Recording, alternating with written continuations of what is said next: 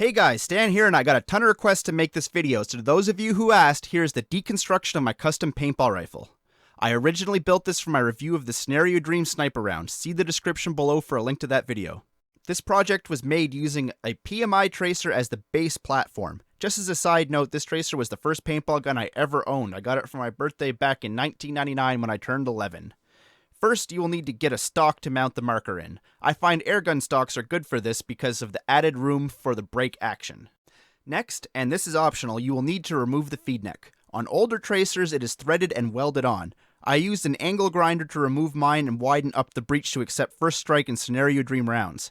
I haven't used the new Wrap 4 ones yet, but if they want to send some to me, I'd gladly test them. Next, I removed the grips and cut the frame with a buzzsaw, so that it would be able to fit into the airgun stock. An ion trigger was attached so that it would be long enough to reach the trigger guard. Now I will take it apart for you to see where I made the alterations to the stock and the body to make them fit together. This tracer is held into the stock by set screws in the front and back of the frame.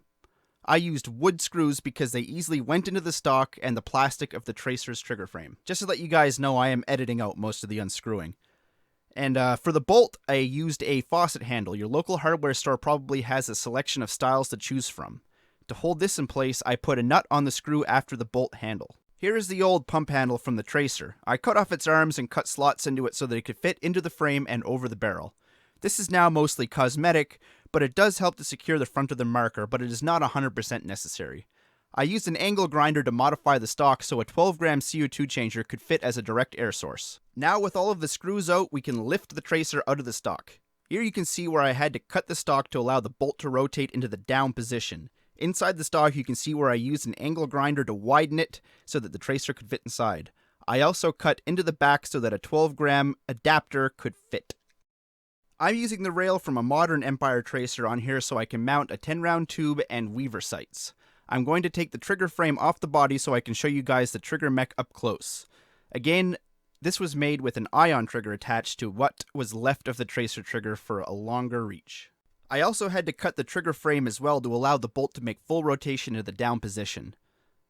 Here is where I cut the trigger frame so that the tracer would sit low enough into the stock to be aesthetically pleasing.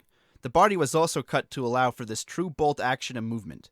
Last but not least, here is the drilled out breech again to accept all forms of paintball ammunition. If you do this build with a 2011 and up tracer, it will already be cut out for you. As for upcoming projects, I plan to build another one of these using a modern tracer so I can use that autocock or threaded barrel option.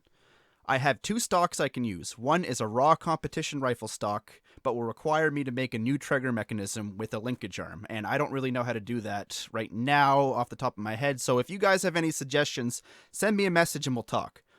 Alternatively, I could do an identical build with a Grizzly Arms airgun stock. I already have a trigger frame cut out on the new tracer, so just leave a comment on which one you would prefer to see a video documenting the build of. Well, that's everything now, so you guys can stop spamming my email asking me to make this video.